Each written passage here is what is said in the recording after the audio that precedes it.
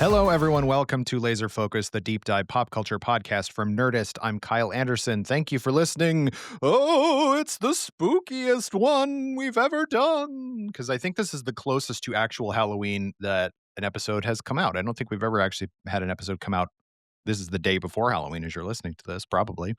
It's only a couple days before Halloween as we're recording this. As I mentioned on last week's episode, this is an episode about the Universal monsters. Joining me as somebody who has seen all or most of them, along with myself, is returning champion Eric Diaz. Hello, Eric. Hey, how you doing? And joining us as the newbie to the Universal Monsters, who has only just recently watched any of them, and he watched 8 of them in a week, Oh my a God. weekend, really, is Mikey Walsh. Hey, bud. Hi, it's me, the noob. Yeah, you're the noob. The I noob didn't to get to this. that one. I didn't get to the noob. I don't It's not so very good. It's one of the weird ones with Nelson Eddy. Um, anyway, so what we're gonna do in this episode is we're gonna go through not every single episode, not through every single movie, but we're gonna go through a decent amount of the movies and talk about them and get Mikey's like unvarnished opinion. First of all, before we actually dive into the movies, this is for everybody. Like, when did you first know about the Universal monsters as a going thing? And also, like, then when did you watch? I mean, Eric and I, when did you first watch one? Um, so yeah, we'll start with Eric. But like, at what point in your life do you feel like you knew what the Universal monsters were? I mean, I feel like I've always known because they're Yeah, that's ubiquitous the way I with feel. Halloween, they're ubiquitous. By the time I was a little kid, they were parodied by a million things. So Mhm. I kind of knew what they were already. Um, and I saw one of the first ones, like we rented a VHS from the library. I remember that we got like I think Frankenstein or Dracula, one of the two. And because that was deemed like, I was like 9 or something like that, I don't know, and that was deemed okay for me, like, my dad had no idea I'd already seen, like, The Shining and shit, and, like, they just were not aware of what I was watching on cable when they were not home, and they're like, "Oh, okay, you like spooky well, what you can watch those are really old, and they won't disturb you," and I'm like, "Whatever," so but that was, I just don't remember not knowing about them. They're that Mm. ubiquitous in pop culture. Yeah, I kind of feel the same way because you recently wrote about, which you can find at nerdist.com, of course, like all of the kid-friendly versions that kind of Mhm, came out afterwards, and not even all of them, just many of them. yeah. And yeah, it always felt like, when people think about what Frankenstein looks like, they think of the bolts in the neck and the square head, Yes. and when people think about how Dracula sounds, it's Bela Lugosi's accent. Like, Yeah, that's just what those monsters are. And yeah. anytime they don't look like that, um, people kinda go, "Well, that's not really," um, or Universal sound like themselves have that or learned anything like. that. Yeah. Universal's learned that. I mean, look at their theme park, the Dark Universe is it's really riffs on the original versions, which are almost 100 years old. Mhm.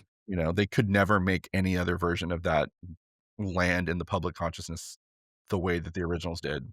No. And I think what was really interesting, like, the, Hammer movies in, Mhm, the '50s and '60s, and after, but, um, wanted to do, like, all of the classic, Universal monster style movies, but they were not allowed to use any of the, designs, like the Jack Pierce makeup designs, which we'll talk about quite a bit. So, all of those are very different. mhm, However, Christopher Lee's Dracula, still, at least in that first movie, he has a widow's peak, which is very mhm, much just what Bela Lugosi looked like. It's not. and a cape. And a cape, right. I mean, like, the idea of the gentleman, I mean, that's not what Dracula looks like in the book. Mm-mm. That's a stage invention. Yeah, that was very if which we'll get into when we talk about Dracula, which will not be Yeah, that far into the podcast, um, but yeah, it's sort of the what we know. I think what we know of as the Universal monsters really does start with 1931's Dracula. However, yeah, Universal, or Carl Laemmle anyway, who is the founder of Universal, did produce 3 silent gothic horror movies before that. Dr. Jekyll and Mr. Hyde in 1913, which I think is lost. Maybe it's not. Hunchback of Notre Dame in 1923, starring Lon Chaney Sr., and then The Phantom of the Opera from 1925, also starring Lon Chaney Sr.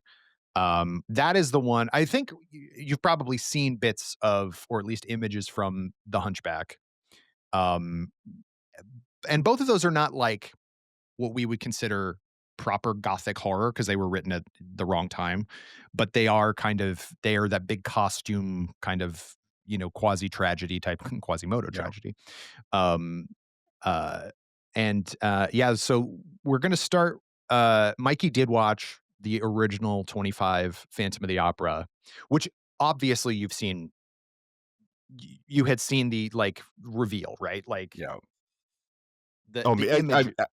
Yeah, go yeah, ahead. in fact, watching it, I realized that I knew what his face under the mask looked like way more than I did when he's Mhm. wearing the mask. In Right. fact, I was kind of surprised how little I knew, like in terms of, I went into these movies with certain expectations because despite never sitting down and watching one from start to finish, I'd only ever seen clips, or snippets, but felt like I knew them because, as Eric said, these have been ubiquitous my entire life. This era of movies was over before my parents were born, you know, and so I grew up just these were everywhere in pop culture, and we've talked about this in the past, Kyle. Like old Looney Tunes cartoons would be making references to things from the 20s and 30s, so it Yes. always felt like we knew everything that kind of come before in a way that people don't now, right? Like the pop culture of our parents and grandparents was also something we had influence. So I always felt like I knew these, and yet that movie started, and I was like,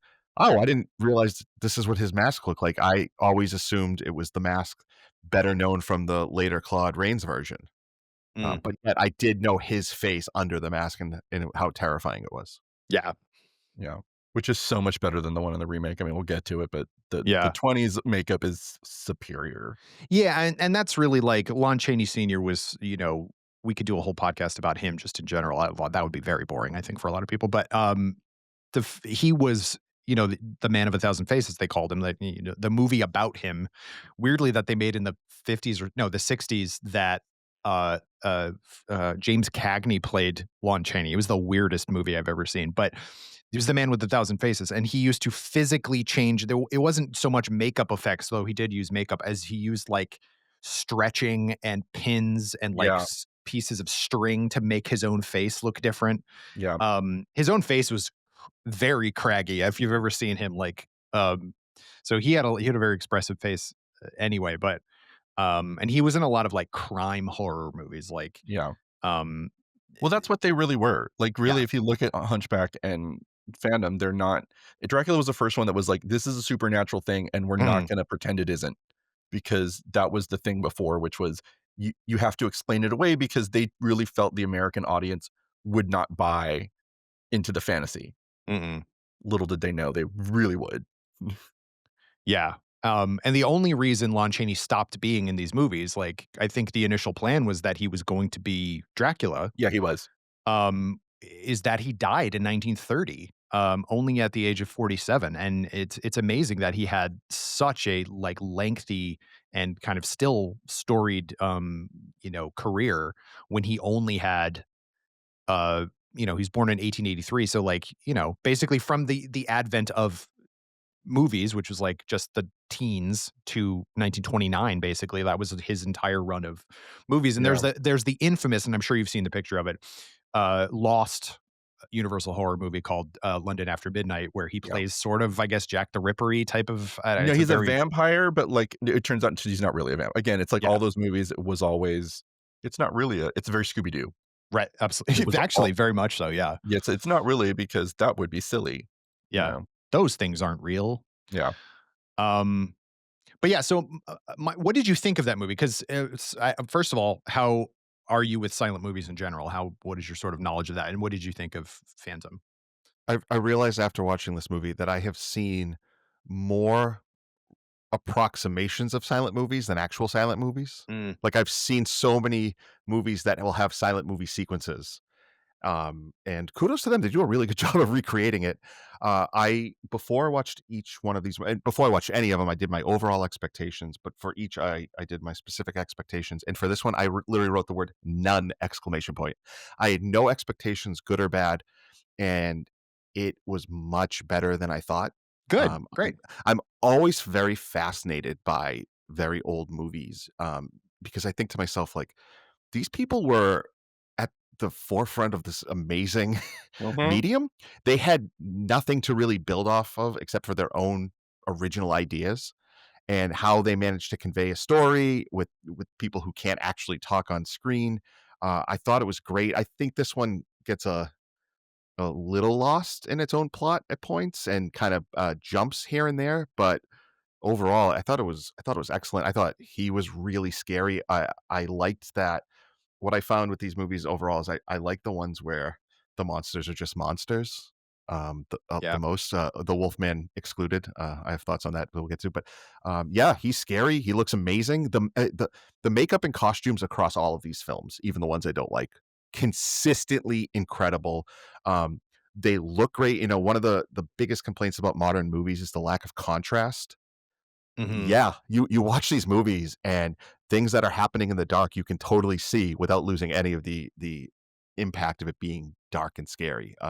So yeah, the Phantom of the Opera, the biggest issue I had, and I had to talk it out with Kyle, is there are multiple versions of the original Phantom of the Opera. There's the 1925, which is the longest. Then they reshoot some scenes for 29, and then they're adding music, and there's all these different versions with different runtimes. So it was trying to find the most original version I could. That was my biggest issue is I would like a definitive Yeah. stored copy of the original 1925 release. And I pointed you toward the one that ran shorter. However, it did have the tinted sequences, which was what they actually did at the time. Because that these movies were silent movies. They were trying some gimmicks all the time to try to get people into the theaters and Mhm. everything like that. And because they didn't yet have proper color, photography, they were trying to add color here and there to like, make more of a, a show of it. And this was like a big, bigger budget kind of movie.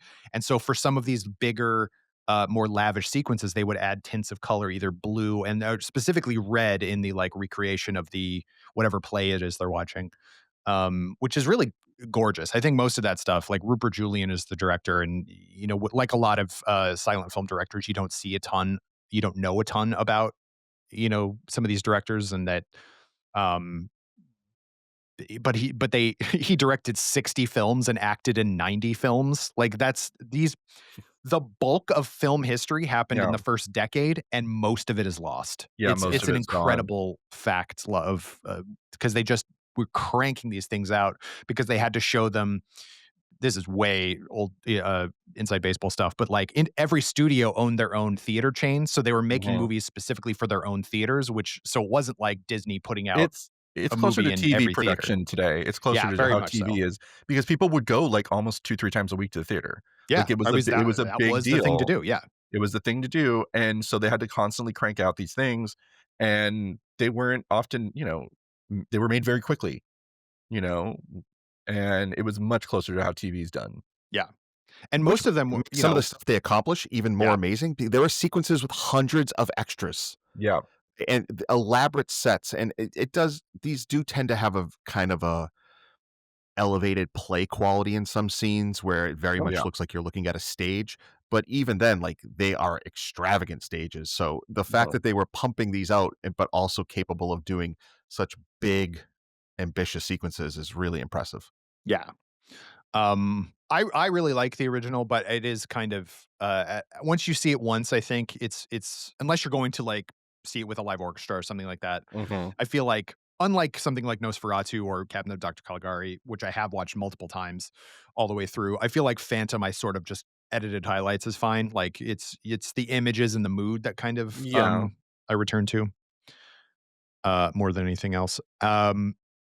So yeah, so then we move on to the first sound of these Universal monster movies. And again, like I mentioned earlier, it's the one that we all kind of consider The first. the first one. It's the first real, the one that showed Carl Lemley that I'm going to just keep making these things. And it was an adaptation of Bram Stoker's Dracula.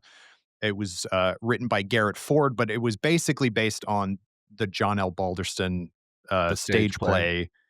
play, which added a lot of the lines basically taken directly from the stage play, and the moments. And of course, it was directed by Todd Browning, who directed a ton of silent movies, a lot of those Lon Chaney, like kind of crime horror movies that I mentioned earlier. Um, but Dracula brought Bela Lugosi from the stage. He did not speak English. So everything in that movie is him saying it phonetically. Yeah.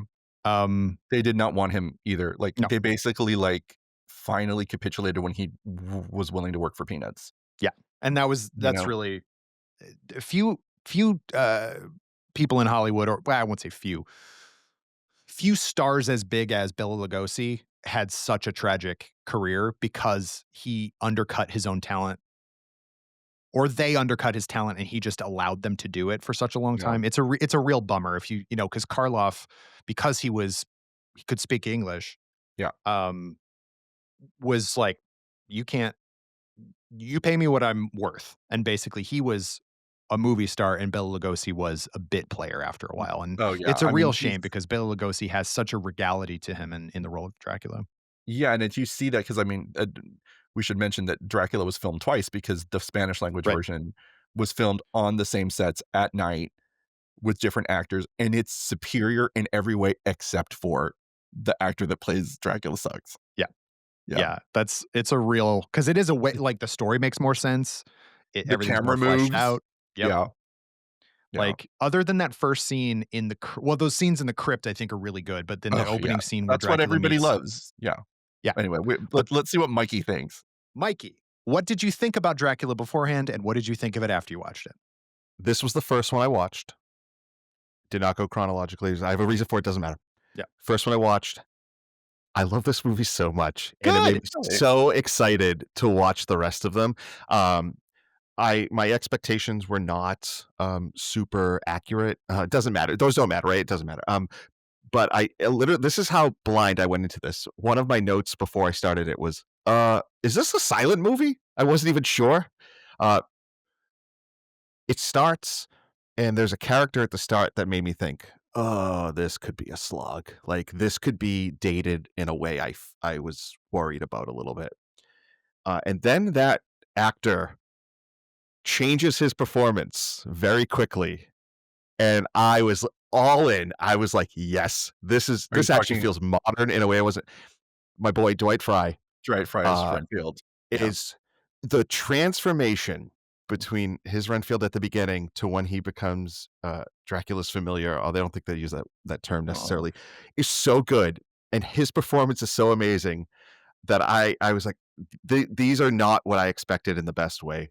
These feel, for all of the stuff that's dated, I find the performances to not be dated. Not that every performance in every movie is great, but the biggest performances tend to all be great, really nuanced or over the top in interesting ways. I think Dracula is funny and creepy. I think the people who say it's slow are missing the fact that it comes across more methodical, and Oh, the slower a scene goes, the creepier Dracula gets.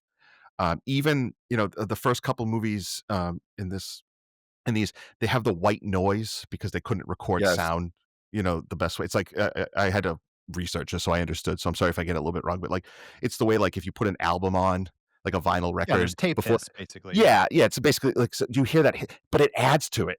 It's just this Mhm. creepy humming that is unnatural. So Yeah. even if it's not intentional, it just works. Um, and once again, like the creature effects are so good, minus the puppets. We could Right, but definitely yeah. improve the bat, but like I don't know, just him getting in and out of the coffin. He's so good. Mhm. Yeah, Dracula. I get it. Like I when it was You over, might I get it. you might like it more than me. Like, I love here's what I love about Dracula. I love the opening 25 whatever, everything in Transylvania, Yeah. because that's set, man. That's a real set. Like, Yeah. that castle, I think there's a little bit of matte stuff, but not a lot because they No. didn't know how to do that very well. Yeah, So they they built built this that. Yeah. huge ass castle that's amazing looking, and all of that stuff is great. And then the thing that keeps me interested throughout the rest of it is Renfield, who's, that laugh, that like everything about him is great. But, the rest of it is really stagey. Luckily, Mm. this movie is 70 minutes long, so it's not like it overstays its welcome. You know what I mean? Like, it knows that And they do it's stuff like that was in the stage play, which obviously they couldn't do on stage, but where the good look, the wolves are baying on the moors and stuff like that. Yeah, And they right, don't show you anything. Like it's right. very stagey. But I also want to shout out Edward Van Sloan, who plays Van Helsing, who Yes. also is great. Really good Van Helsing, and a really good foiled. I think everyone else in the movie besides those three are drips. I think Yeah, they're just the there. the main dude, or the hero, whatever, is nothing. I do Not like that. not I wrong. Yeah. I do like that they combine basically Jonathan Harker with Renfield. I think especially if you're not doing the full thing. I mean, because Dracula Yeah, has a million characters in it. yeah, Um, most of which are cut out from the stage play in the yeah. movie. But yeah, David Manners is not good. Yeah, And the guy playing Dr. Seward may as well not be there. Like it's sort of, yeah. as somebody who really loves the book Dracula and loves most adaptations of Dracula, I like the way they do with it. I do feel like the American of the two 1931 movies is lacks in a lot of ways, but like you said, Eric, like it's Bela Lugosi's performance, Yeah. and Dwight Frye and Edward Van Sloan for me. Like that is the reason why I love that movie and can watch it, every year or whatever. The Mhm. Whereas the Spanish language one is, I think, almost across the board just a better made film. I Yes. think they did a better job across the board. However, Carlos Villarreal, who played Dracula, Sucks. is really over the top. He's really Yep. hamming it up, and it's just not as good. And not, like, that attractive, like, Bela Lugosi for, No.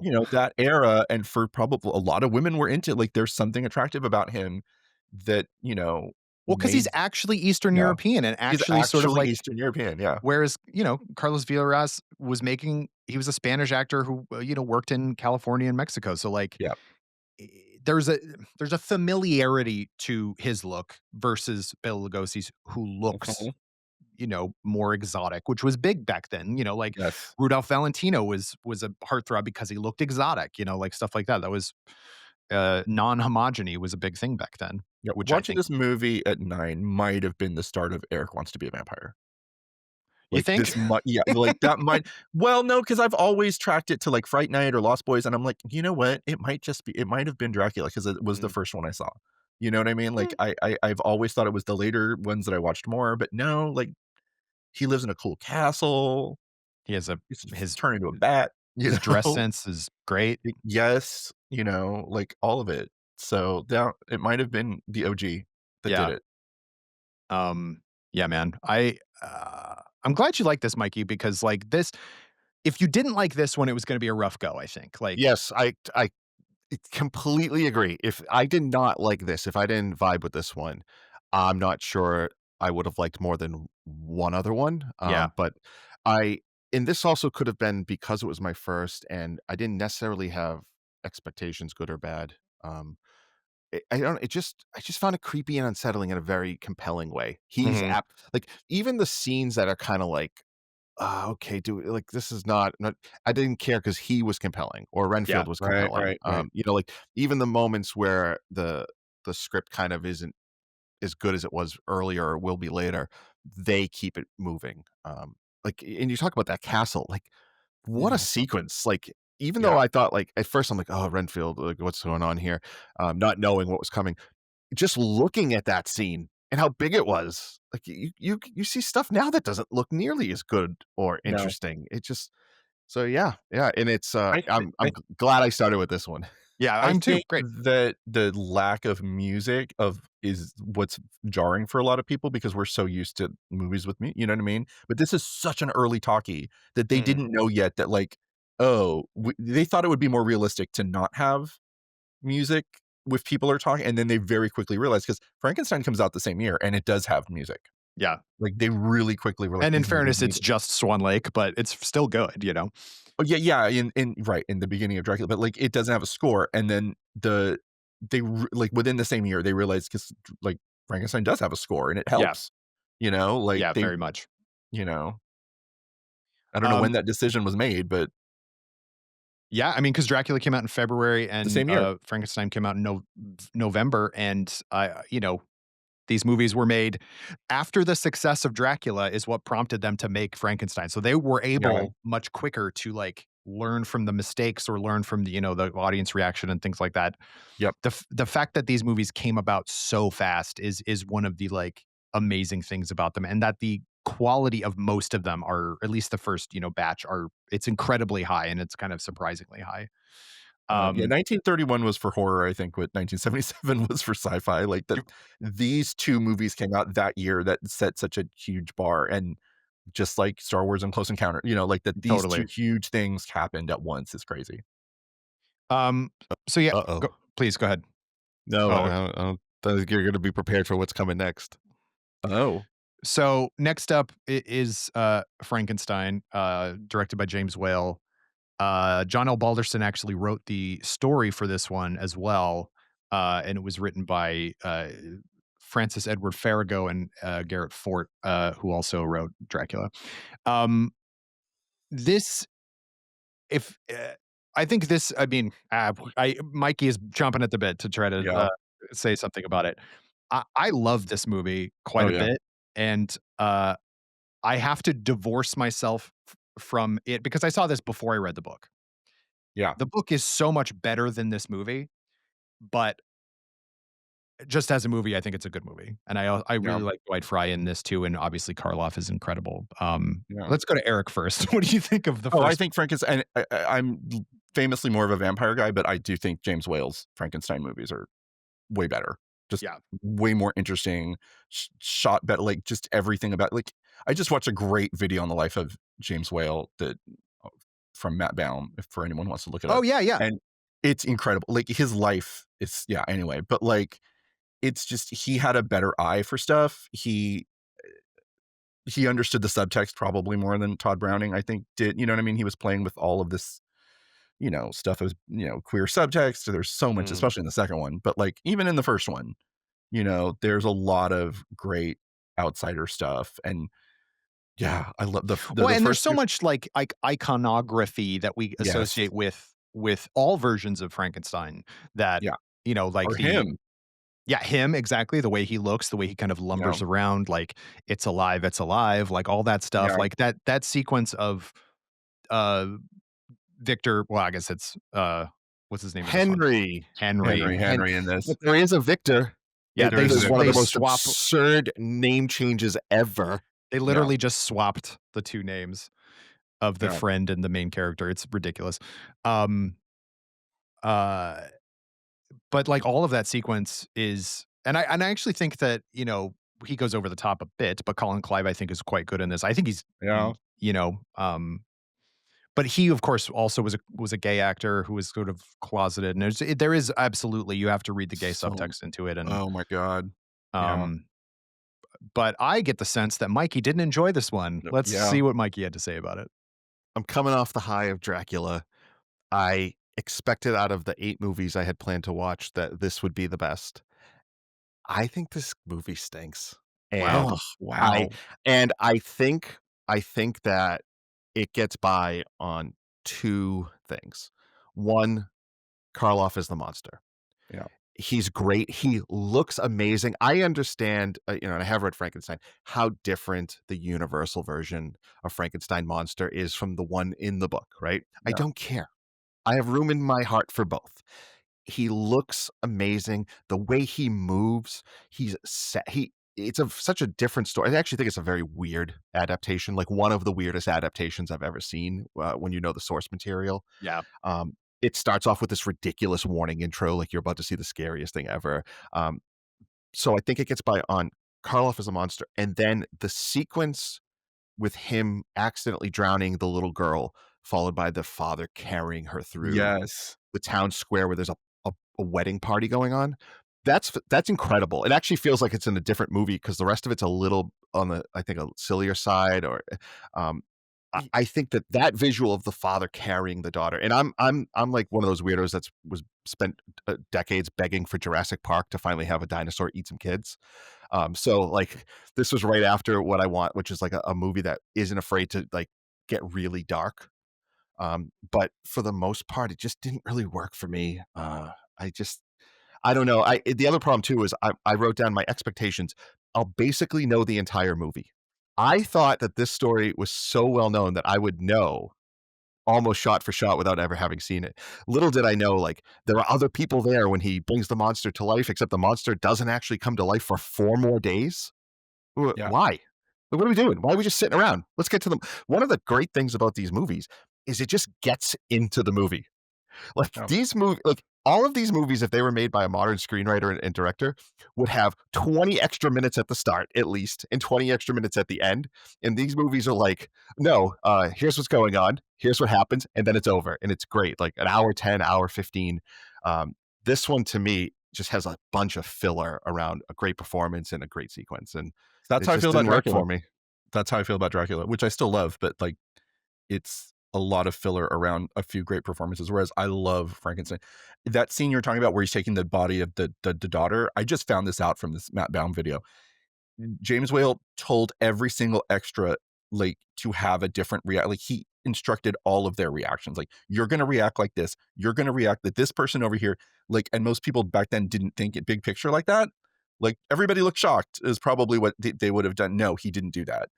And I think a lot of the comedy definitely was intentional. Like a lot of the funny stuff that we think of as like, oh, these movies are silly and from back then, it's like, no, he told like he wanted it to be funny, you know, and the mix of genres I think probably threw people off. But the whole thing too about people being shocked, people really were like the test screenings of this movie totally disturbed people, and Universal thought they'd made a horrible mistake that people weren't going to come see this. It was Well, too they cut gruesome. that sequence like infamously. Yes. There it instead. So in the uncut version, Mhm. the monster is playing with the little girl, and then she runs out of flower petals to throw into the thing. Then he chucks her in, and then it cuts to or fades. I guess they didn't really do cuts back then, but to the father carrying her. Whereas they thought, oh, that's too much, and so what they did is they just cut from her running out of petals, and then it fades to him carrying her lifeless corpse. So we don't see the actual moment of like childlike not understanding that the creature Mhm. has. Like maybe the only time in this particular movie that where the creature feels really human or like Yeah. misunderstood or anything like that, where it just seems like you ran out of my toy's gone. Let me, you know, kill you. Like it just makes him seem more vicious instead of, because there's the moment of him being like, "Oh no, what did I do?" Like that Yeah. kind of thing, which is so integral to like you liking the character.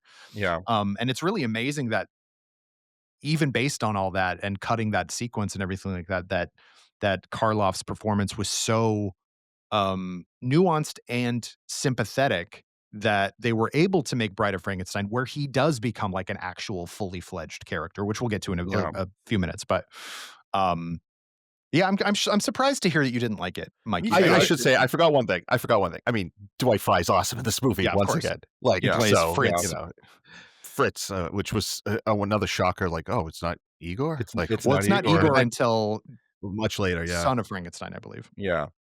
which is Bela Lugosi. I also want to mention during this period of time, so Carl Laemmle Jr., the old man's son, progeny, took over as like direct producer, and Carl Laemmle Sr. basically was just the executive producer, like the name of the studio, that kind of thing. Around this time, they were also making a number of non-monster horror movies, of Yeah. which after in 1932, The Black Cat, starring both Boris Karloff and Bela Lugosi, which is one of my favorites, which we didn't have you talk about, or watch, Mikey, but if you ever want to watch it, I think it's really good. It's weird and Art Deco-y and like, no, wait, not Art Deco-y, like whatever the 1930s, like Bauhaus style maybe or something like Bauhaus that. style. It's very Bauhaus style. Yeah. I've only It's seen it once.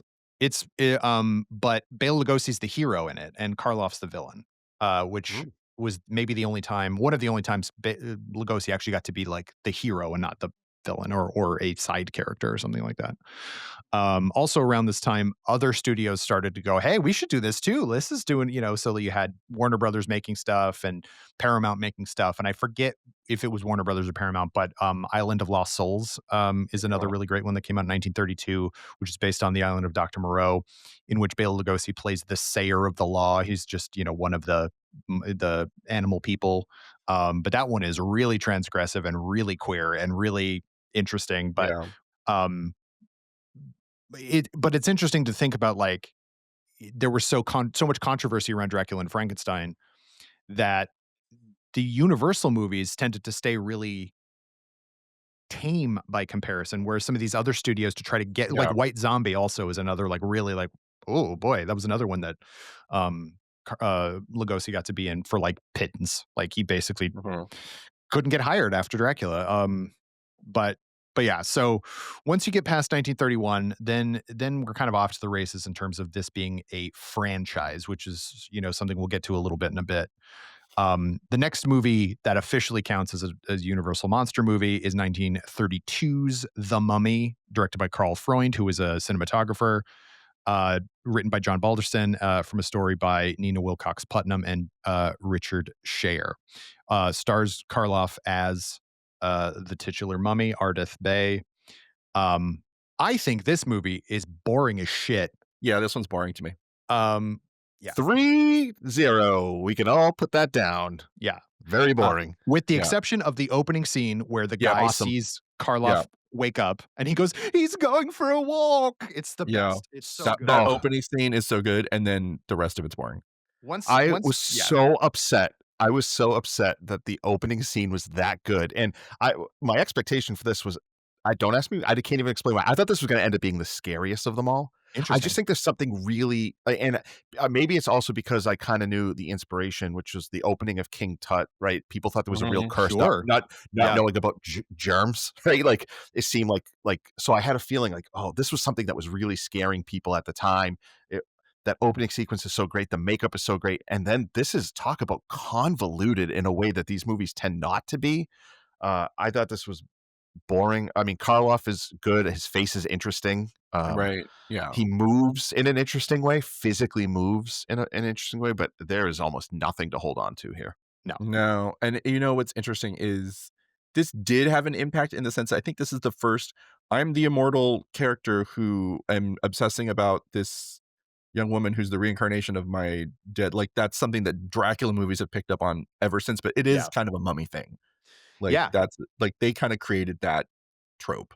And But this was the one of the maybe the only one really that wasn't based on any particular right. source material other than just general Egypt kind of like mania at the time because they Yeah. had found all, they had kind of robbed these tombs basically, and come up with all these interesting. And it's really funny to me that like for as big and over the top as the 1999 Mummy movie is, the Stephen Sommers movie with Brendan Fraser, it's the same story, but it's so much more exciting. Yeah. Like there's not like it's incredible like how much fun that movie is versus how boring this one is.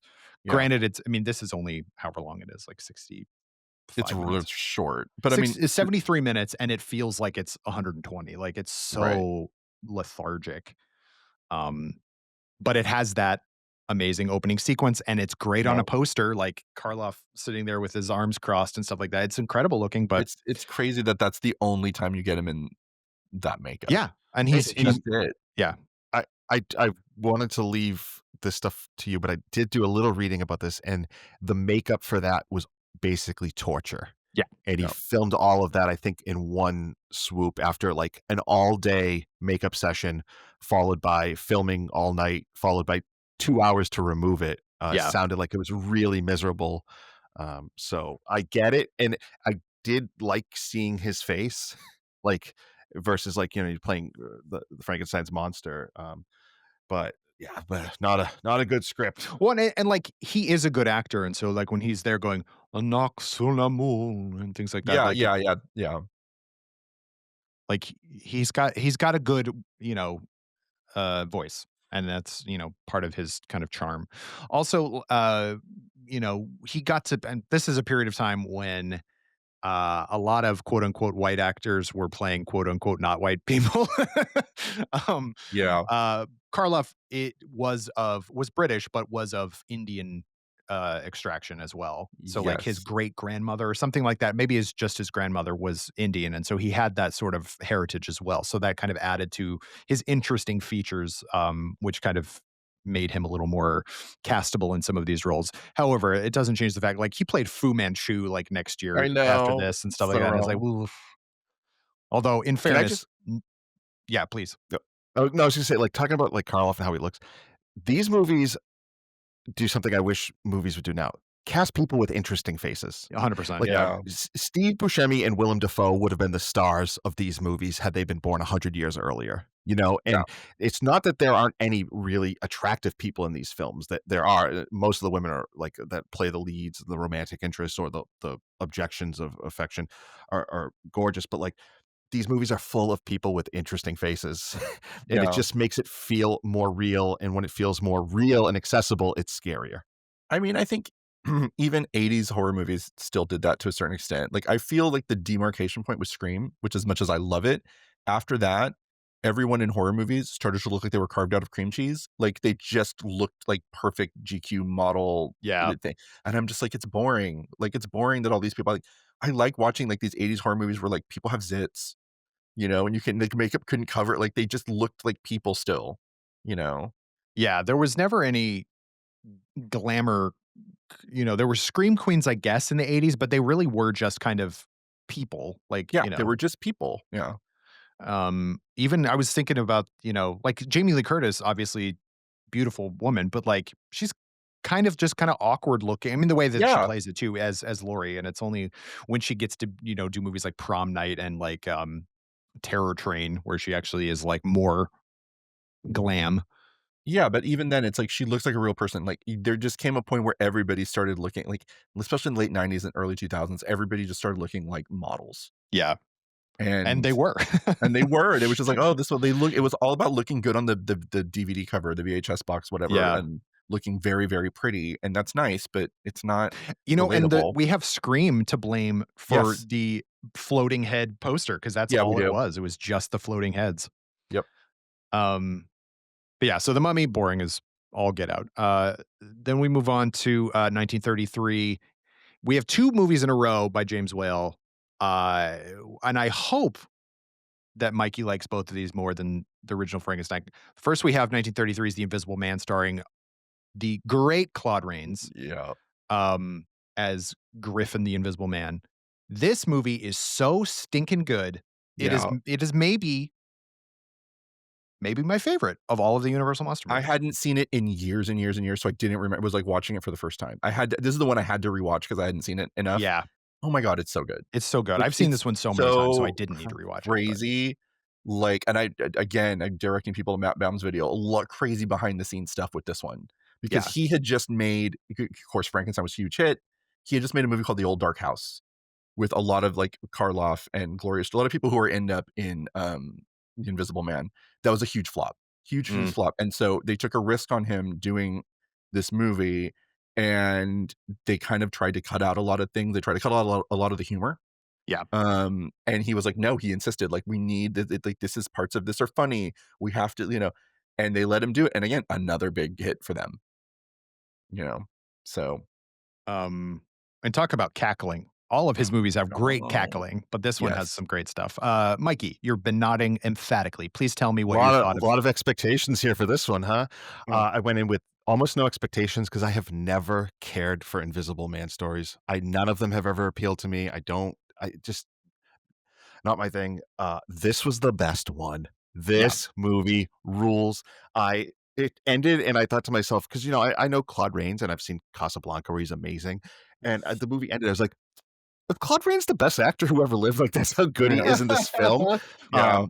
It is. Also in Lawrence of Arabia, he is great too. If you've never seen Lawrence of Oh Arabia, yeah. so good It's in like what's so strange about this movie is that it has like Three Stooges style slapstick Yes. sequences, but it's also really scary at times. Yeah. It is. There's really nothing I could say that like it would sound over the top, but it's all completely true about him. How good he is. Also, talk about another one of these films that just gets into the story. He's already the Invisible Man. He's already Yeah. the Like, Invisible Man. he is already losing his mind. He is mad. He's being taken over by rage and violence and illusions of grandeur. We don't have to spend half an hour learning about why he's a sad, tragic figure. Nope, he's just a scientist who did something reckless, and here we go. I cannot believe the special effects in this film Right? and Yeah. how good they. We have spent all three of us have spent a decade plus now working together and watching these movies with multi-million-dollar special effect budgets that look like garbage. Yeah. And there are sequences here where he takes the bandages off and his head is completely invisible. Um, I recommend if you haven't seen the movie, see it, and then once you do, go read about how they did it, about layering different shots and even paint, using paint, taking the time, excruciating time to paint out any mistakes and stuff. It's so good. I cannot believe how good this movie is. Like, Yeah. I loved Dracula, but I can see all of its flaws. This Yeah. movie's very few flaws. Yeah, and It's so H.G. Wells good. was still alive when it came, and he loved it, and they couldn't get a script that H.G. Wells would approve of, because Yep. unlike the others, they were public, but he was still kicking, and he was like, "Oh, no, this one. I want this one." And he had, like, no notes. Like, he was like, "I love this." And yeah, Yeah. can you imagine the audience? The audiences must have been like, whatever, Star Wars or Jurassic Park for, like, us, you know what I mean? Like, they must have been like, "What is the how are they doing Yeah. this?" That's a Yeah. They've great way to think never about it. seen anything like this before, like, you know what I mean? There really weren't And any you know what else visual it does? tricks in this one. It doesn't hold back.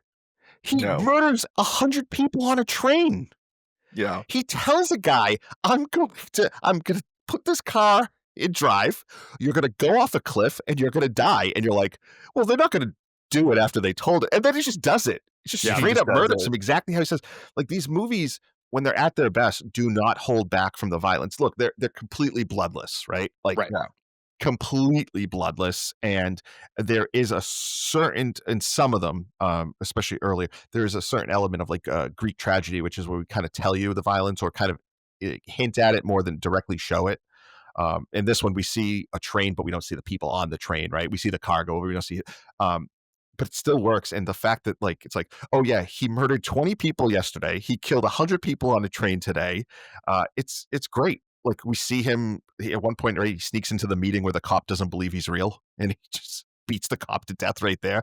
Like, you're right, Eric. Like, in the way that we saw movies like Jurassic Park, or like, what is happening here? That just Yeah. to have a time machine and to experience that movie, like, Oh, I'd when love it came that. out. Oh, Love that. Yeah.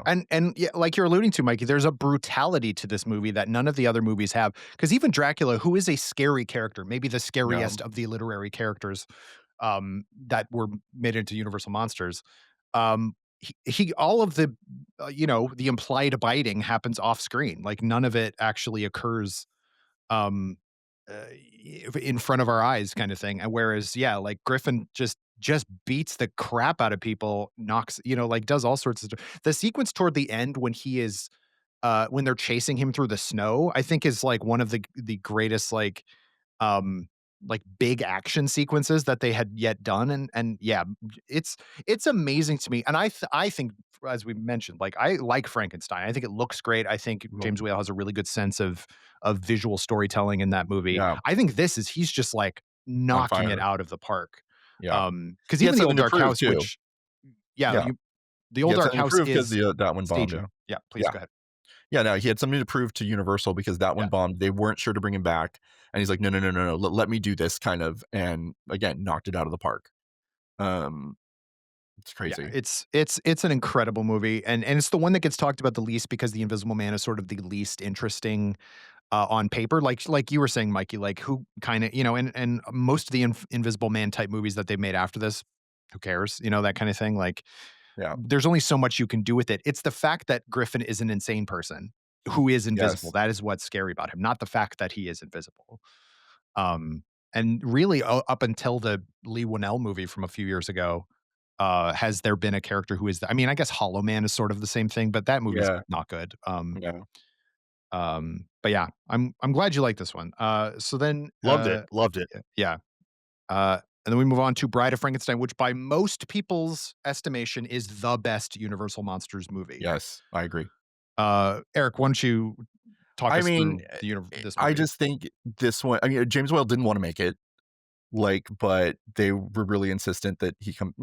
I mean, he wanted to make it in the sense that he wanted his career to keep going, but like that was not the next horror movie that he thought. He thought Frankenstein ended.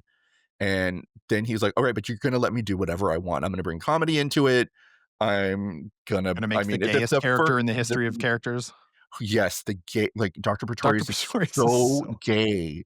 And it's like, and he was like, we're going to just like, cause he was basically, James Wales was living out, like he was out for that yeah, time. Like everybody knew, and he didn't hide it. And he basically brought as much queer subtext to that. I mean, and the first one is, it's subtle, and it's Frankenstein. The subtext is pretty subtle, but not in this one.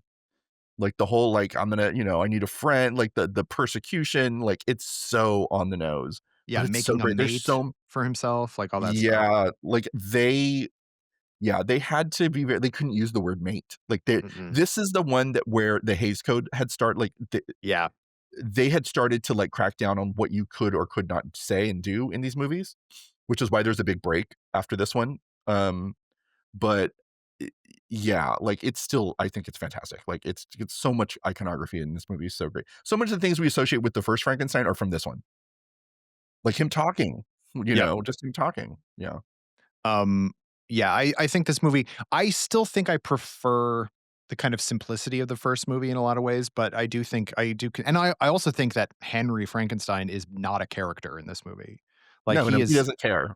yeah, Like, Whale was not interested in Henry no. Frankenstein in this movie. Like he wanted to give his friend Colin Clive another job. That's basically what he did. That's it. Uh, He was uh, also super, super drunk most of the time. yeah, It was like he a raging alcoholic, and they said that by the end of the day, they would have people, like, literally propping him up to finish his lines, and he died not that much long no, later. yeah, that's another kind of sad. There was a lot of actually of actors from these movies drinking themselves to death. Well, because a lot of them, I mean, including Whale, like, they were World War I veterans who were extremely traumatized, Yeah. and turned to addiction. But yeah, this is probably my favorite too. Even though the bride's only in it, imagine you're only in this movie for like what 2 minutes, and you're like one of the most iconic images of like the 20th century cinema, and you're in it for like Her nothing. It's her image. I mean, and this is Elsa Lanchester, of course, who was married, quote unquote, to Yeah, Charles Laughton, who was in the Old Dark House, was also the lead in the yeah, Island of Lost Souls. He's incredible in that movie, and he's incredible in most things. Was it was a marriage of convenience. It was a yeah, marriage. She was his beard for sure. yeah, Um, but she plays in a little weird opening, which kind of alludes to the summer at Villa Diodati, which is a real thing where Mary Shelley wrote yeah, Frankenstein, Lord yeah. Byron, her Her uh husband her husband Percy Shelley, and then Dr. and Pomodori. Dr. Polidori, Polidori. yeah, Lord Byron's traveling companion. Yeah. Um, Yeah, it's that story's always fascinated me, yeah. just because it's like Dracula and Frankenstein were born on the same night, essentially, Yeah. because the vampire led to Dracula Yeah. directly. Yeah, Very much so. Lord Byron, weirdly enough, is the one who wrote the least interesting of the stories that yeah, weekend.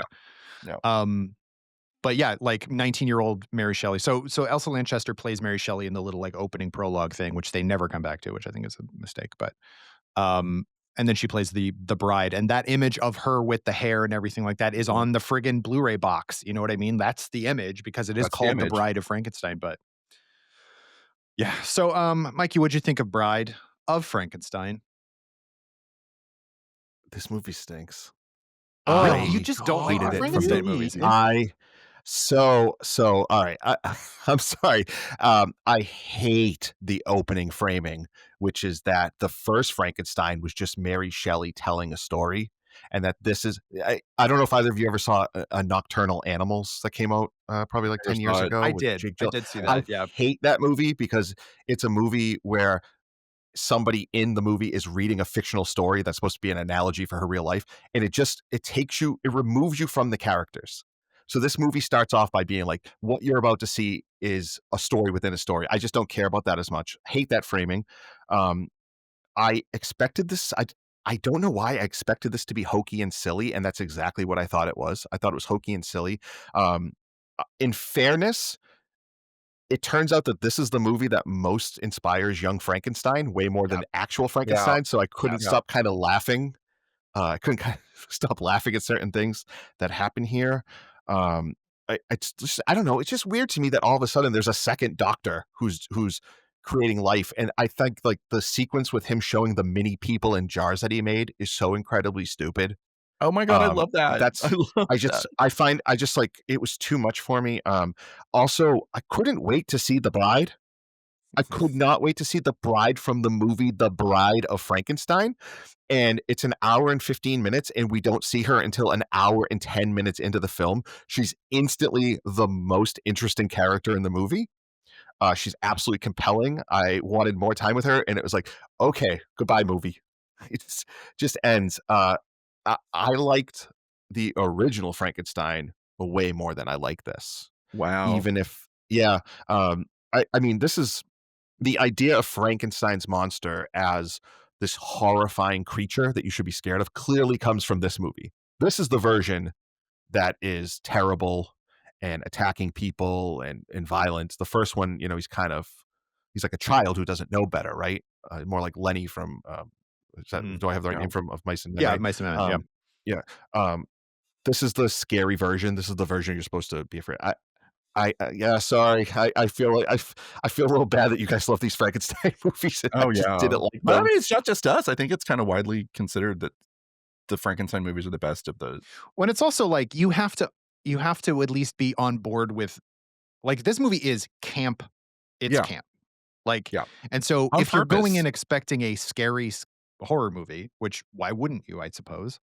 Um, there is a level of kind of disappointment there, and like I said, I prefer the sparseness of the first Frankenstein a little bit more, even if I do concede that, you know, I like Karloff's performance in this movie quite a bit. I love the line "We belong dead." It's incredible. Like, that's a Oh, really so great line. good. We Belong Dead. Yeah. But that's a different movie. So That good. line exists in a different movie from what comes before it.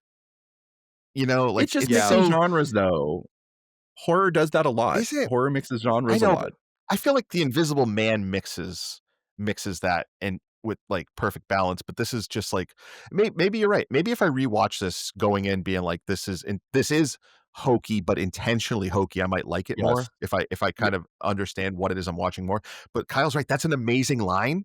That just doesn't fit with everything that comes before it. Mhm. That line's too good for the type of movie it's in. Hmm. Interesting. Well, Hmm. that's, you know, agree to disagree. No, I'm just kidding. Yeah. Egregious is Even though great. that's true. Um, so there's one other movie that we should at least mention. None of us watched it for this, I don't believe. We were not going to watch it, but the same year, literally a month later, less than a month later, the first like legit, I won't say first, but the failure of a movie to take any sort of the world by storm was Werewolf of London, Yep. which is the first werewolf movie that Universal attempted to make. Obviously, not the last, and we'll talk about that one in a bit. I don't. Have you ever seen Werewolf of London, Eric? No. I've It seen is. bits of it. It's not good. That's Right. don't. It's interesting in a historical sense. That's Yeah. basically it. I think it is a particularly boring movie. The werewolf in it is not very compelling. The makeup is very not like it's very sparse. He looks more like a were rodent of some sort. Like, it's just any, you know, it's just not up to snuff with the rest of the stuff. So we don't need to talk about that one too much. Eric, you did want to talk about Dracula's Daughter, which came out the Yeah. next year That in was 36. Yeah, they came out that ends the first Universal cycle of Yeah. horror movies, basically, because they were really fighting the Hays Code at this point, Mhm. and they just didn't see like a reason to continue. I love it. I mean, it's probably the first sympathetic vampire in film, like that I can think of, because Maybe, yeah. her whole thing is like, I have this affliction and now my dad's dead and maybe it's gone, but no, I still have to feed. It was a huge influence on Anne Rice. Like, she says that's the vampire movie that she loved that influenced everything that she did. And it's also super gay because it Super takes gay. it takes influence from Carmilla, which is the Sheridan Le Fanu story about a lesbian vampire, which I think is just as influential as Bram Stoker's Dracula, and it came out a few years before. Certainly on any movie with female vampires as the Yeah. lead. So this is very much like Carmilla, and like, yeah, like she seduces this like street waif, like this one, and it's not subtle, like, you Mhm. know, but stuff like that. I lesbian stuff kind of just went over the heads of, I think, the audiences back then. Yeah. I don't know what, like, they didn't get as offended, or they just didn't, you know. But yeah, I love that one. It didn't do very well in its Mhm. first release. So they just Universal was just like, all right, well, we're just gonna stop making it. Like the fad is over, I guess. It's too hard to make them with the Hays Code looking over us. So that'll be it until a few years later. Until Son of Dracula, I guess. Yeah. So No, not Son of 1939. Dracula, no, Son of Frankenstein. Son of Frankenstein, yeah. So 1939, yeah, I think to combat the Hays Code. So basically, Universal was like, okay, these are still really popular movies. They were shown a lot in like repertory theaters and things like that. They were still kind of big around the Halloween season, and so they understood that this was like something they could make money on. Well, what Please go ahead. happened was in 1938, they released the first Dracula and Frankenstein as a double feature, and it made bank. Like it Right. made a lot of money, and they were like, "Oh, there's life in these. So, like why are we not making these anymore?" You know, and that's why they decided to do Son of Frankenstein based on that double feature success. Yeah. And because of the Hays Code, they kind of started making them less attempted. I mean, because they're still monster movies or whatever.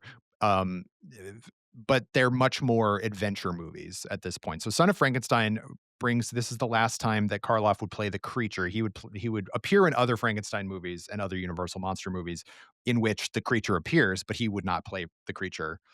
He in fact played the Doctor in Frankenstein 1970, which was made in the 50s. Um, yeah, don't worry about it. But he's really good in it. He does kind of become less like he just doesn't talk very much in it. It's like clearly the character in his mind had peaked. It's also a different creature because the creature had been,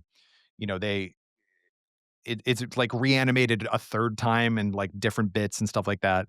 Yeah. It's got Basil Rathbone as Henry Frankenstein's son, literal son. And then there's a kid in it and stuff like that. And it's much more like a swashbuckling adventure. It does have the weird German policeman with a wooden hand, which is also in Young Frankenstein.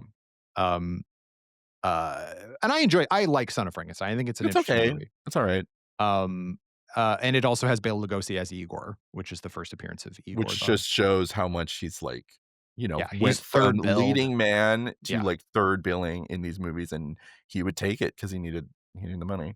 Yeah, it's a real bummer that in just that short period of time, like he basically would come back he would play lead characters in a lot of not Universal movies, a lot of like Bargain Basement, RKO or like or even like lower serial stuff like that than that. Um and would go on to, work with Ed Wood and stuff like that, obviously. But yeah, he started to just play bit roles in some of these, which we'll talk about. The next year, 1940. So then we start seeing a real change. I think the 1930s the look of the 1930s movies is much better. Once they Yeah. started kind of, I won't say homogenizing, but the look of the 1940s movies is much flatter. It's a little crisper, which maybe to some people is better, but like I just think it loses some of its effect in the 1940s. The first of the ones in the 1940s is the Invisible Man Returns, which was directed by Joe May. And you might go, who's that? Exactly. But it was the first one written by Kurt Siodmak, who would write a number of these movies hereafter. It's an okay movie. It's got Sir Cedric Hardwicke. It does have Vincent Price playing the Invisible Man, which is an interesting choice because obviously you can't see him, and this was his first horror role, I believe. Yeah. And it's okay. It's not a particularly good movie, but it's better than the next one. Then we have The Mummy's Hand, which they're trying again to do a mummy movie. They made a lot of mummy movies. They sure did, because that was the one they didn't have to pay, any rights to anybody. Like there was no estate, Right. to worry about. They owned Which that. is so funny because early on they're obsessed with making sure they have source material. Mm-hmm. Like I even think the first Mummy is loosely based. Like they found something to say it was based on. Yeah. So eventually Because they realized that. Yeah, they realized they could just do it. Right. People didn't like it was weird. Like if it was based on a book, it was like, oh, there's like legitimacy to this. Like if it's just like some guy writing it, like who cares? Like that I kind do of. know that the later. I know we're doing a podcast, but we're some guys who make a living writing, so it's good for them. Look, Yeah, I understand. yeah. Find that written source material. Get out there. You could do it, Hollywood. I will say that I've never seen them, but I do know the later mummy movies do the mummy thing that we want from the first one, which is like it's a guy dressed as a mummy chasing people. You know what I mean? Totally. That's Like, where they we get do- that stuff, and they that's do where we that get in that. the Hammer one from Yeah. 1959. Yeah, those Mummy sequels do that, but like it doesn't come from the original. No. That iconography is not from I there. want my mummy to be wrapped in bandages, and I don't want No. him to learn English in just a decade. You can't wake up from a 3,700-year-old nap and just quickly learn English. I'm sorry. 10 Right. years, he's just speaking pretty perfect English. Yeah, I need my Yes. movies to be realistic. I need a wrapped, bandaged corpse walking around. Yeah. The Mummy's Hand is, as I said, pretty boring. Nobody of real note is in that. Then we have The Invisible Woman, which is a farce. It is a joke. It's a modern set kind of sci-fi comedy. It's I guess it only gets lumped in just because it's another invisible something or other movie. It's a silly joke. Then we have 1941, The Rebirth. So if those movies are sort of like, okay, we're trying to figure out if there's still legs here. We need something new. So then we have George Wagner's The Wolfman, written by Kurt Siodmak, starring Lon Chaney Jr., although he's just billed as Lon Chaney, who did not want to be an actor, did not want to follow in his father's footsteps, but was a alcoholic who needed money. Yeah. Yep. And I think there's some stuff to be said about the way that Lon Chaney Jr. appears in a lot of movies. I do think he at least is giving it his all in this movie. I think Yeah, he's in this one, actually yeah. trying. Yeah. And I think so. I watched this one last night. I hadn't watched this one in a long time. It's not one of my favorites, and that's why It's I not one of hadn't my watched it favorites in a while. either. I actually think I liked it a lot more this time. It's fine. It's You know? fine. I think the story is pretty compelling. I don't think the Yes. Wolfman itself is all that compelling, but I like the idea of like a man slowly being like, I feel like I'm losing my mind, and actually constantly like drawing comparisons to the actual what lycanthropy is, which is a mental condition of Right. people who think they are beasts. Um, I thought that was interesting. And again, Claude Rains, although it is very unbelievable that Claude Rains is the father of, I of know. Lon Chaney Jr., of Like- 9'4" Lon Chaney Jr. Like, I mean, this movie also created what we think of as like the Wolfman lore. You know what I'm Yeah, saying? exactly. Like when It the moon is invented all full, of it. like invented. It literally invented all this shit. yeah. And I love the makeup. Yep. You know, like it's a iconic makeup. There's things I like about it, but it's not my favorite. No. Mikey, what did you think of The Wolfman? I like this one. Great. Yeah, It's got a good I story, really- right? It's got a good story. Yeah, I like this one. You touched on some of the stuff I really like about it, which is it does tie into the actual like mythological real world origins of this story, right? The Wolfman, the werewolf. It's pretty sad. He's, Mhm. you know, I said I like these movies with one exception because they tend to just make the monster a monster.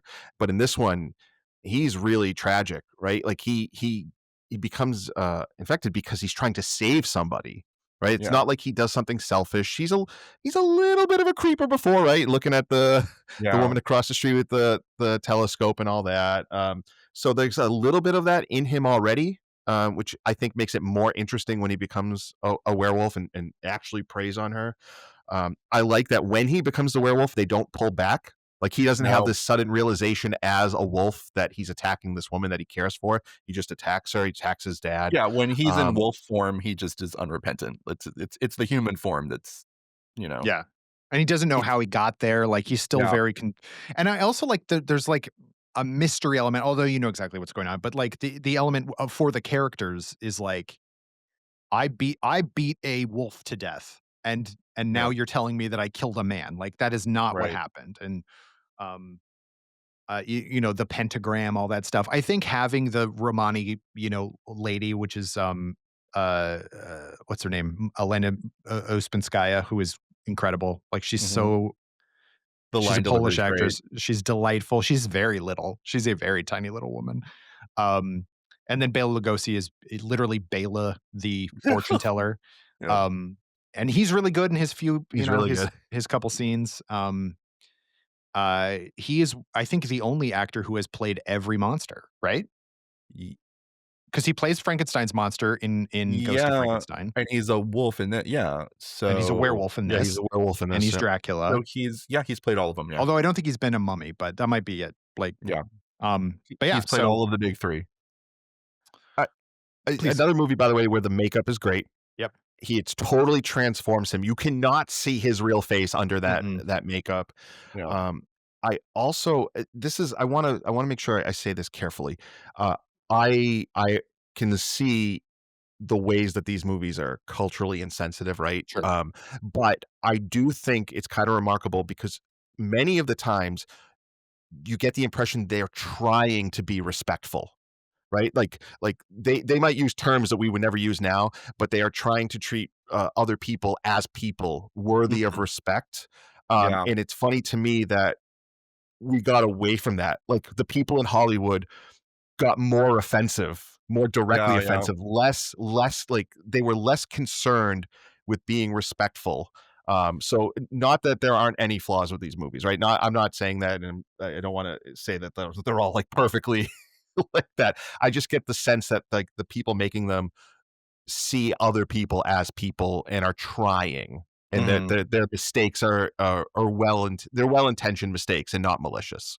And I really like that about these movies. Another thing I like specifically about this movie is that they have that nightmare vision sequence where he Mhm. Yeah. kind of sees it, and it felt like, oh, this is a shift. I Mhm. obviously I'm not watching all of these, so it might have happened earlier, but this feels like a very modern technique, and that's why I said, like, if nothing else, if you just like movies, these are fascinating to watch in terms of the evolution of the medium, and you can kind of see where they go from like, oh, we're just filming plays to this Yeah. is something different, and we can use these different ideas. We can eventually, movies are going to have flashbacks and all this stuff, and change and play with time. But even just that vision, and it feeds into this whole feeling, and Kyle, you touched upon it. He's not sure, he's convinced he's right, but is also convinced, like, he knows he attacked a wolf, but it's actually sounds so nuts to him that he starts to question himself. And it Yeah. has very much like a Twilight Zone feel to it, which is Mhm. so good. Um the and one thing I thought would be true of these movies in general is that they would be very bleak, dark, sad endings. And a lot of times, like, most of them, right? Like, ultimately, the monster is stopped. A future movie might retcon it and bring him back, right? Like Bride of Frankenstein brings Frankenstein back, even though it's clear that he's defeated. Um, but this one is really bleak because the monster is not someone we're rooting against. Like, we want Yeah. him to find a way out. We want him to be okay, and he's not. And that's why I just think that this one. I also really love Lon Chaney Jr. in this role. He's just interesting. Like, It's the it's only just one of an all of interesting these performance. that he's not miscast in. Like he's Yeah, pretty good I in mean, this. and He's there's a later reason why Larry miscast. Talbot basically becomes the de facto hero of these movies, like, going forward, because he is the most sympathetic of the characters. Once Yeah. you start doing the mashup movies, which is, not for a little bit, but, like, um, they bring him back because he is the Wolfman, and, like, obviously, Bill Lugosi played a few different monsters, he played a few different monsters, but, like, when it came to putting a Wolfman in it, it's like, we gotta have Lon Chaney Jr. be the Wolfman. Um, and yeah, he does seem like just a guy who is just like, "Wait, I don't understand this," like, um, and I think it really works, and I really like the scenes between him and, Claude Rains. I think they, So like, good. Yeah. the sometimes when you have, especially in these old movies where you have like, really accomplished, really talented, elder statesman type actors paired opposite these young, brand new actors who are really inexperienced and maybe a little, like, not particularly good on camera yet or things like that. And they seem like they are well above they understand that they are well above their co-stars, and like this peon is sort of beneath me. You never get that with Claude Rains in this. I think he meets Lon Chaney Jr. and actually elevates him in those scenes. Like, this is, I mean, I've seen a bunch of Lon Chaney Jr. performances. He does get, it just depends on the role kind of thing. I do think he's really good in this, and I think that he does. It makes sense why they kept bringing him back because he is a big dude, also, Yeah. and he had Strapping. and he has name Strapping. recognition. But yeah, so I'm glad you like this because I enjoyed it. Like I said, this has never been my favorite, but I did Yeah. enjoy it a lot You this know what's last funny time. too is in the way I said I'm not an invisible man like person.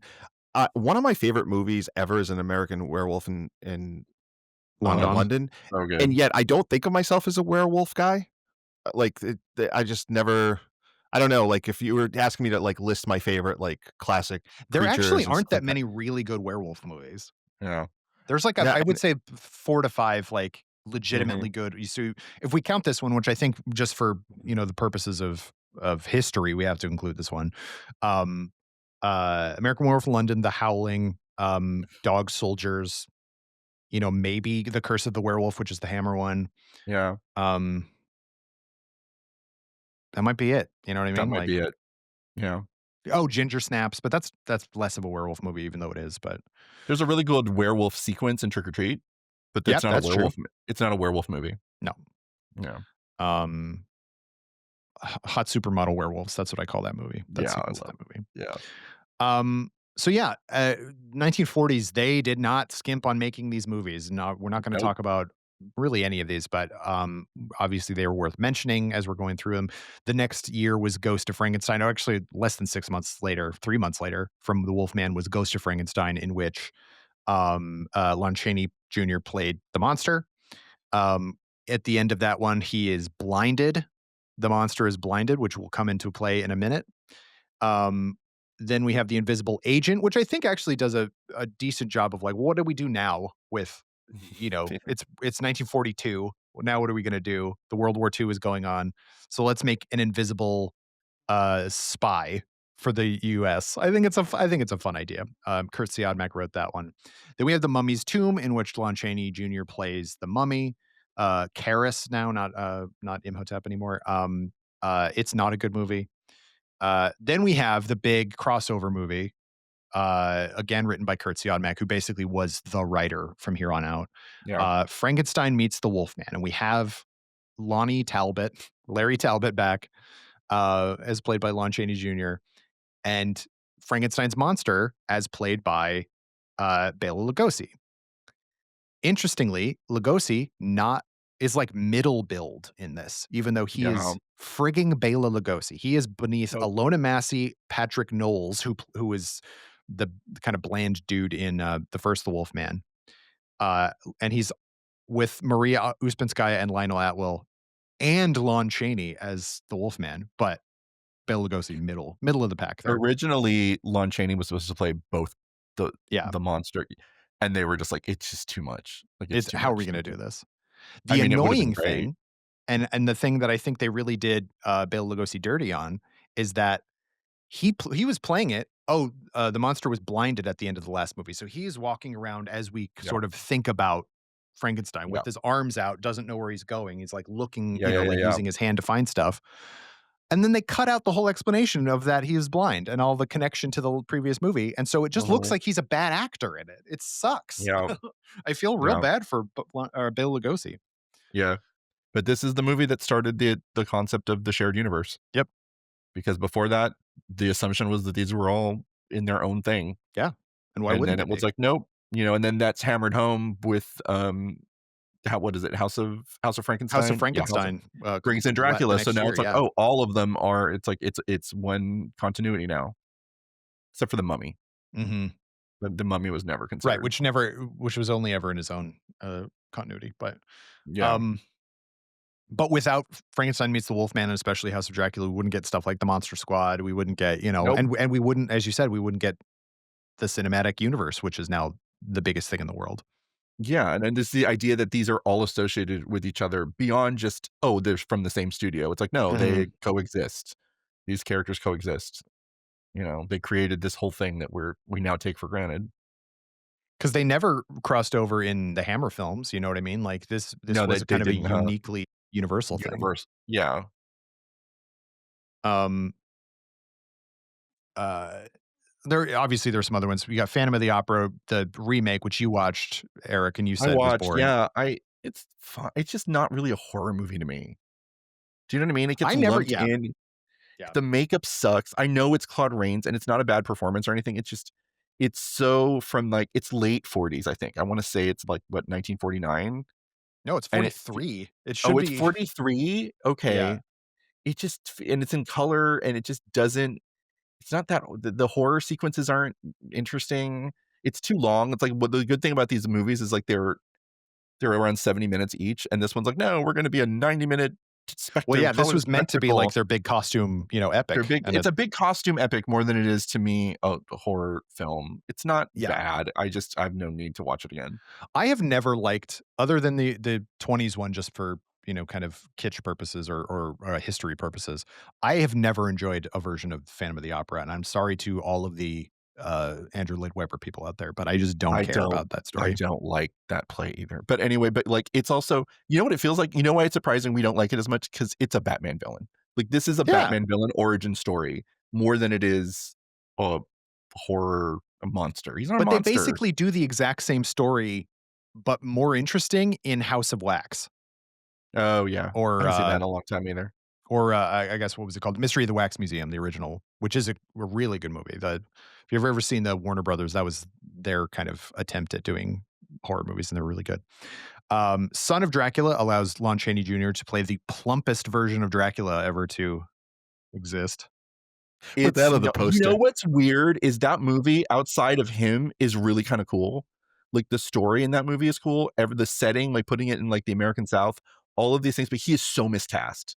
Yeah, he That's should not like- be Dracula. He should I not have be a question Dracula. about, are they vampires because they were born that way, or because their father Dracula turned them into vampires after they were born?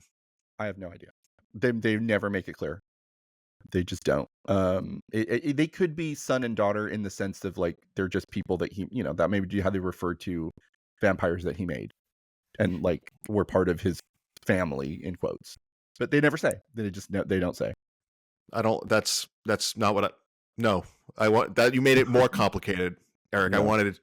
I wanted firm answers. The monster mash. I really don't. I don't think. I mean, they do refer. She does refer. I've seen the Dracula's daughter way more times, and she does refer to him as father. So I guess it's his. I don't think they're born vampires. There was no lore really. I mean, other than what No. was kind of written about in Carmilla and Dracula novel. Yeah. So there was the idea of like the lineage of the vampire, or something like, siring other vampires and things like that. No. There was never any sort of firm rule on any of that stuff. No, So not like, till later. are vampires born? Like, that's an interesting question. But like, the Blade movies went with the whole there's born ones and made ones. Yeah. Like, that was a thing that they came up with. Which, like, I don't know how the born thing works. Is like, then wouldn't you just be a baby forever? But I don't know. Great point. Or are you sort of like, does it kick in at puberty? And like the mutant, the mutant X gene? like the mutant X gene? I don't know. But yeah, they never make it clear. They never do. Yeah. It also doesn't, like, the idea of vampirism is sort of that life is stagnant. Like, you are now stuck this way. You will never grow old, but there's no change in you, all this stuff. The metaphor is completely lost if there's children of vampires, like actual blood relatives. Right. Yeah. Also, this is the first movie that has the name Alucard. Yes. Which is, I think we can all agree, the second stupidest thing behind Dr. Acula. Yeah.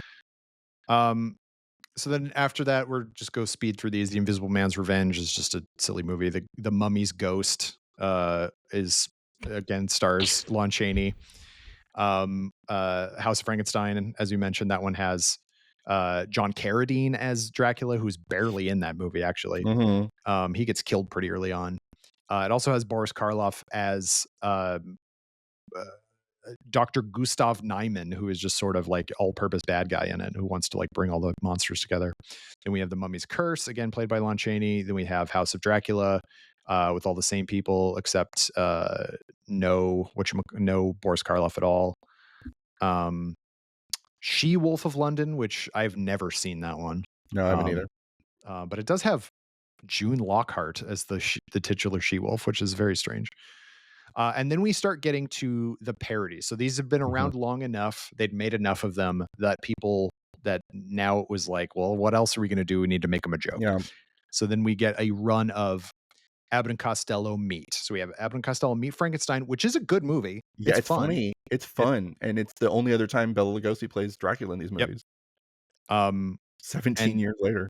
And he's really good. Like, I know. And he's the only one who's playing it straight too, for the most part. Yeah.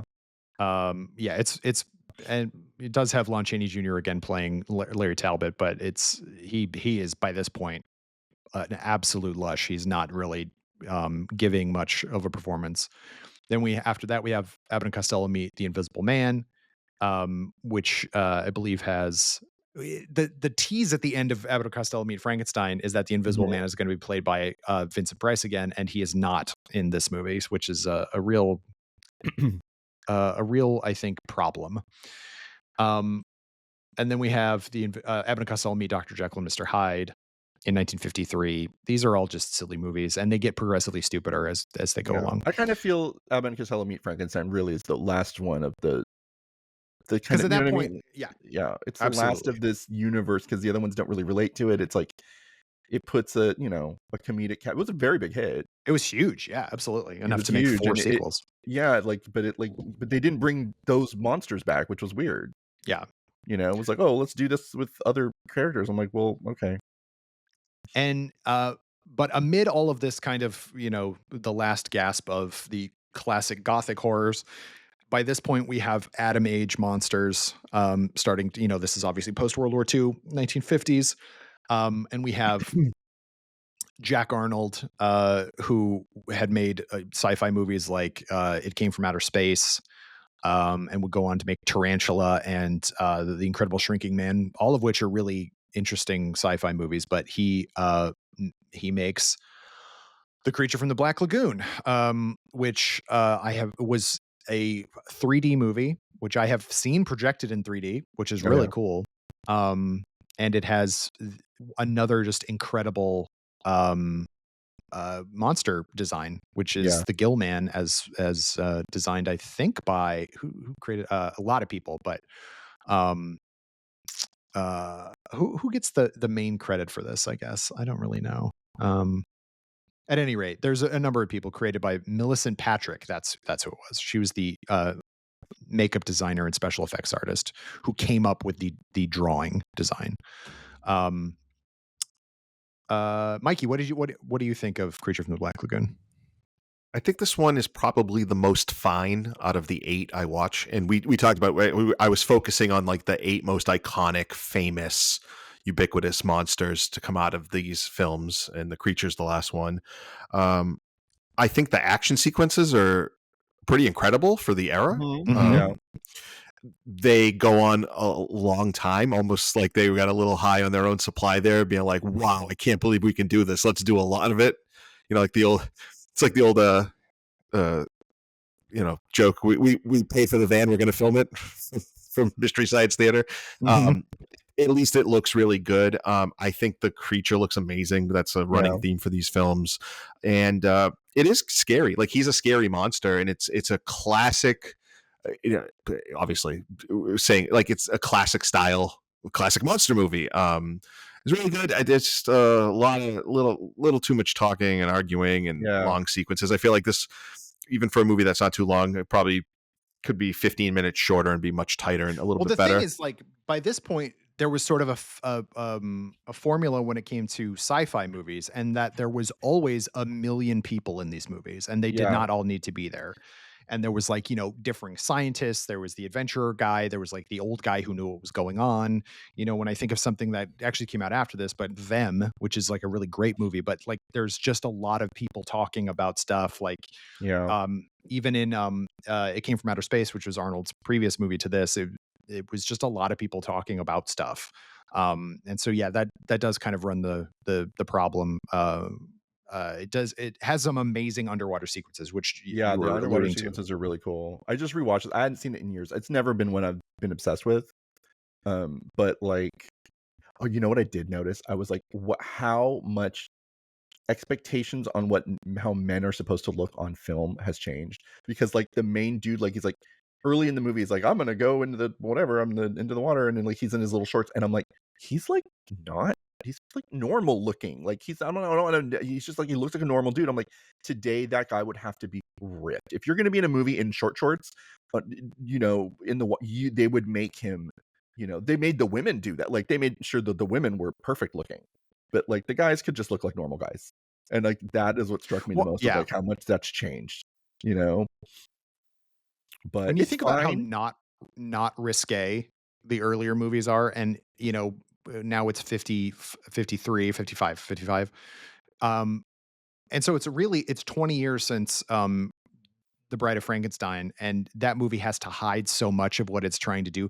This is right up like the Gill Man is obsessed with this woman in a bikini Mhm. and swims underneath her and looks up at her. Like Yeah. it's not subtle about what it's trying to do.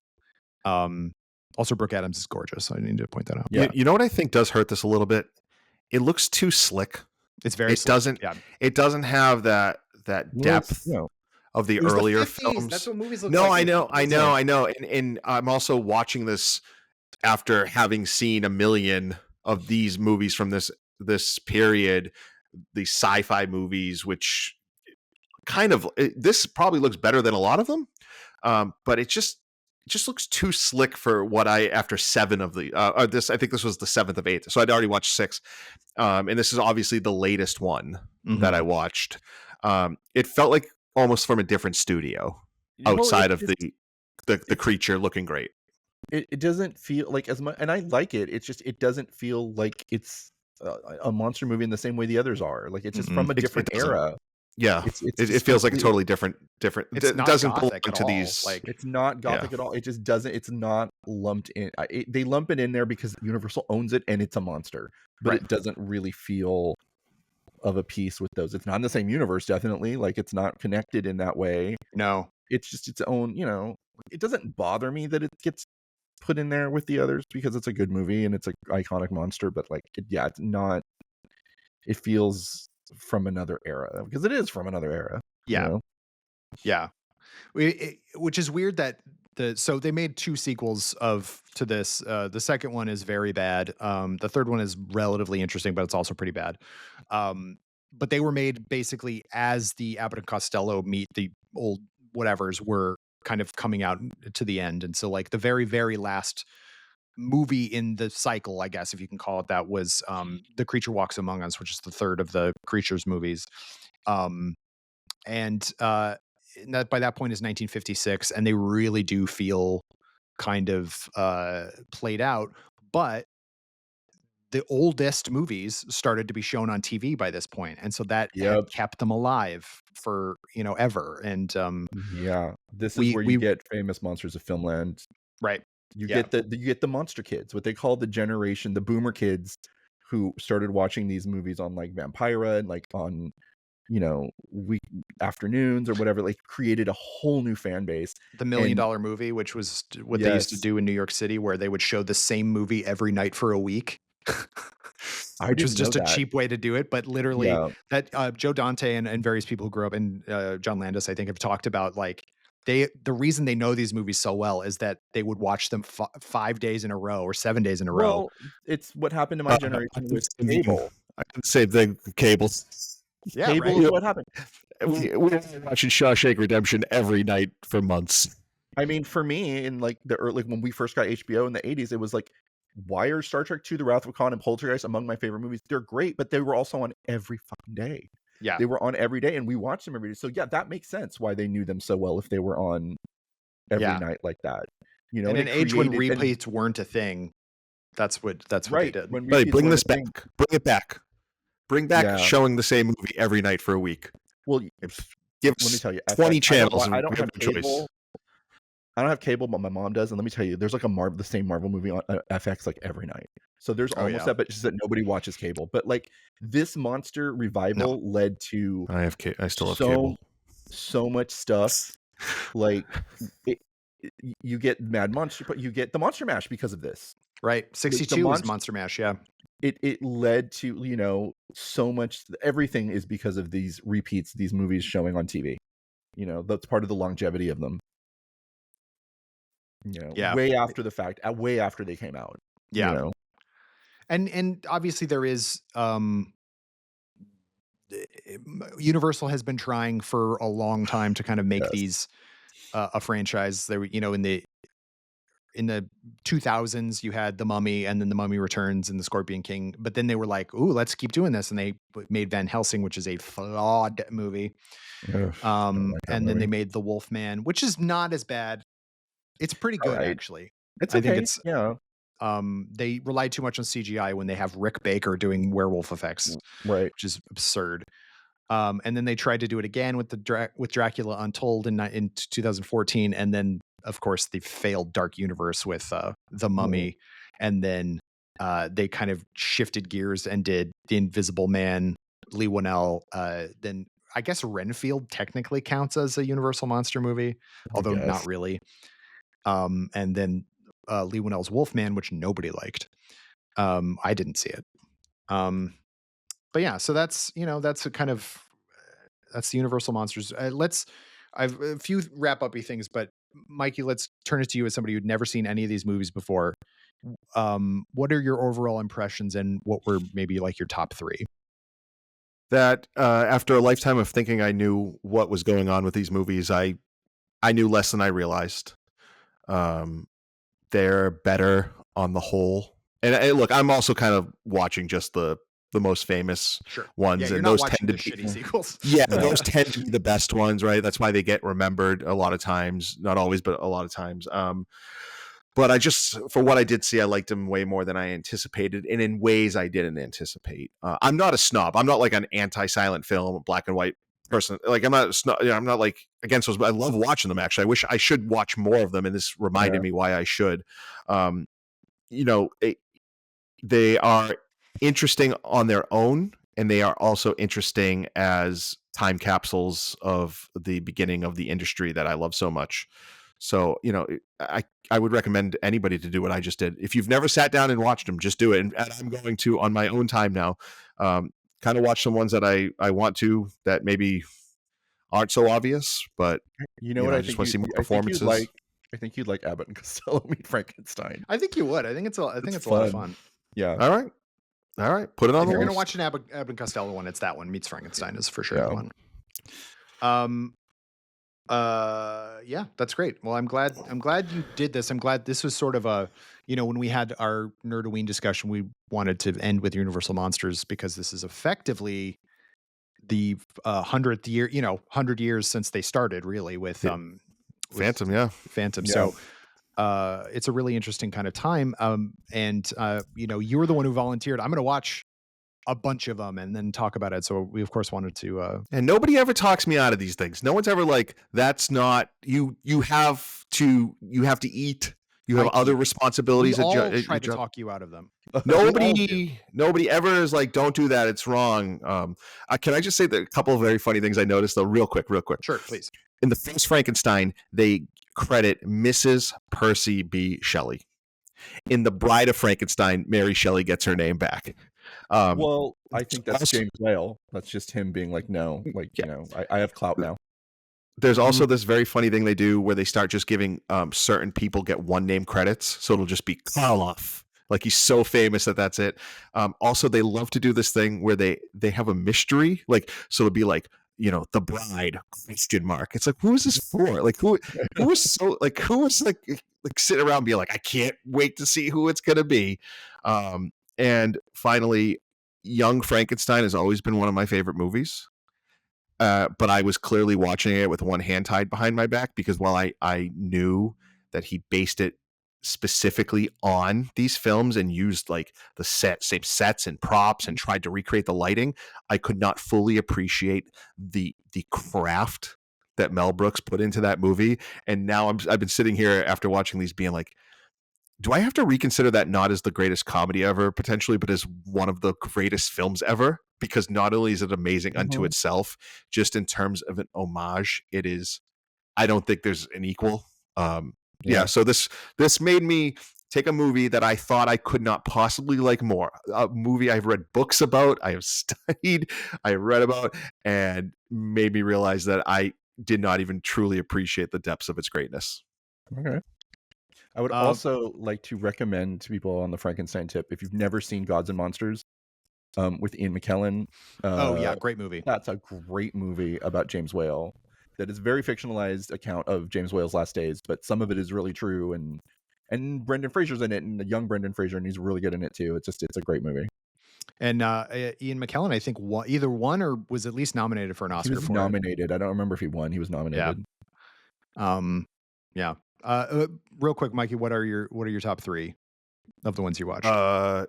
Invisible Man, Dracula, the Wolfman. I mean, that doesn't surprise me given how we talked about these things. So Yeah. that makes a lot of sense. Eric, what do you have any wrap up thoughts? But also, what are your top 3?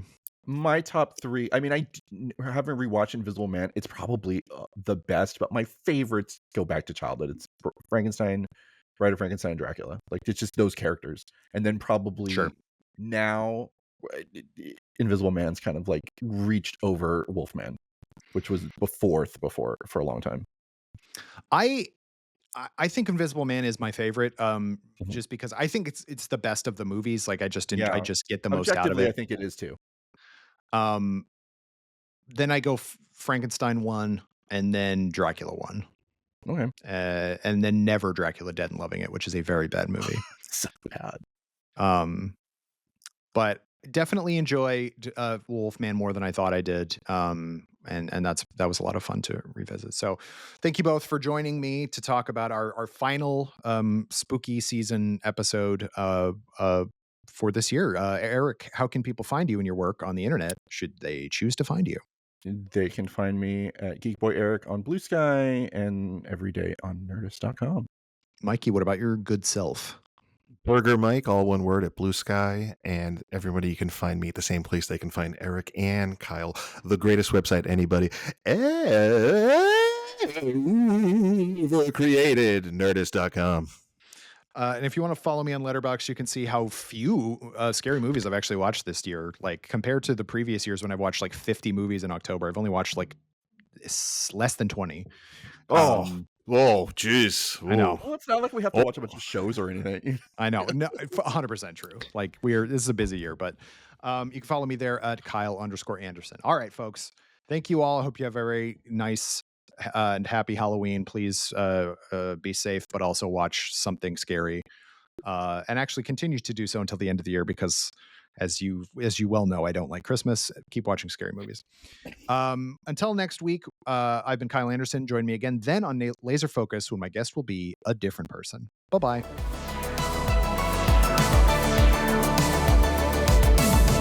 Laser Focus is a production of Nerdist Industries and Legendary Digital Networks. It was produced, edited, and hosted by me, Kyle Anderson. For more, visit Nerdist.com.